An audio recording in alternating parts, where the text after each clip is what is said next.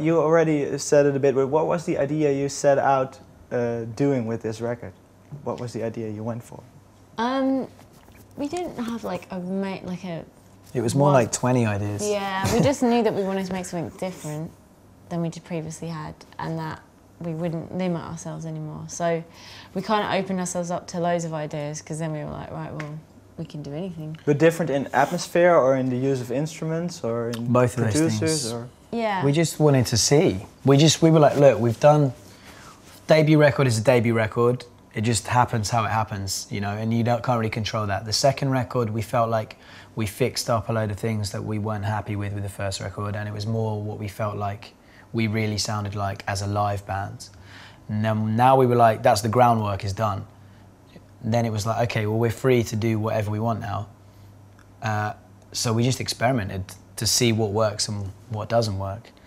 So we didn't really have an exact idea of what we want. We just thought we'd try. So we tried different instruments. We tried using completely different sounds, using our voices totally differently, writing songs in completely different ways, like writing songs just sitting with acoustic guitars and singing with each other until the melodies were great, and then putting layers of like distortion and loud drums and the things we used to do.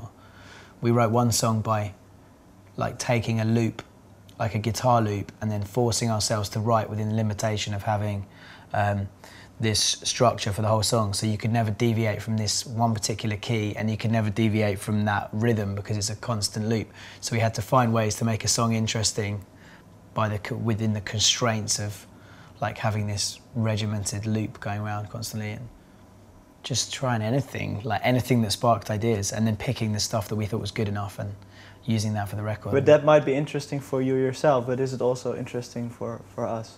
I don't know. It's up to you to decide. Yeah, I can't decide that. If we spent our whole time worrying about whether the audience would like the song or not, then you'd end up sounding like really, really bad. I think you have to just trust your instinct on it, and maybe it's wrong, but you know, what else can you do really? But still, audience participation is a big part of what you do. And but I mean, I don't know what I don't know what our audience really want. Yeah. Everyone has different favourite songs, and you know, I think if we thought about it all the time, then we wouldn't progress. We wouldn't have we needed to do something and move on in some way.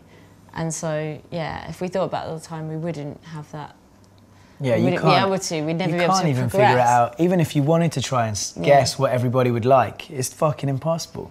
If you spent your time worrying about that, you'll fuck it up. Yeah. And obviously, we care what people think, because we wouldn't release records if we didn't care that the public liked them. Do you know what I mean? You don't make an album for no one to listen to it. You make it for as many people as possible to listen to it. But I'm pretty sure the best way to make people interested in your music is make something that you love completely and with all your heart, because then there's a pretty good chance that other people are going to love it too, if you've put as much as you possibly can in. So yeah, it was primarily us doing it to satisfy ourselves. But your live shows benefited much from the aggression that was on the first two records. They did, and that's less on this record. Yeah, there is, totally. For Je m'appelle, that will drive people nuts, I think. Yeah, I'm looking forward to that one, actually. I think, you know, we're still going to be playing our other songs, and if people want to listen to that side of us, then they've got two records to listen to.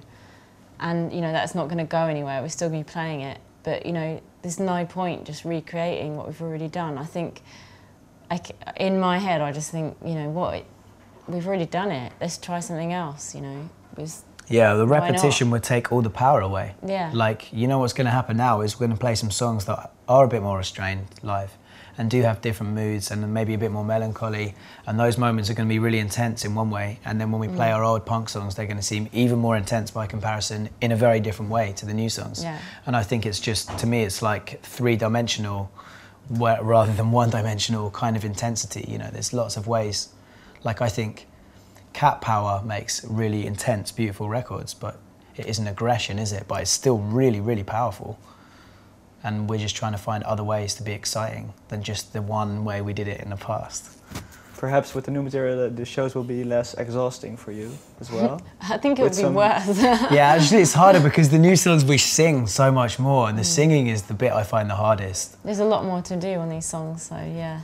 Yeah, look, we put all these fucking layers of guitar on the album. Laura's got to play like about 85 different guitar pedals through all the songs to make all the changes sound right.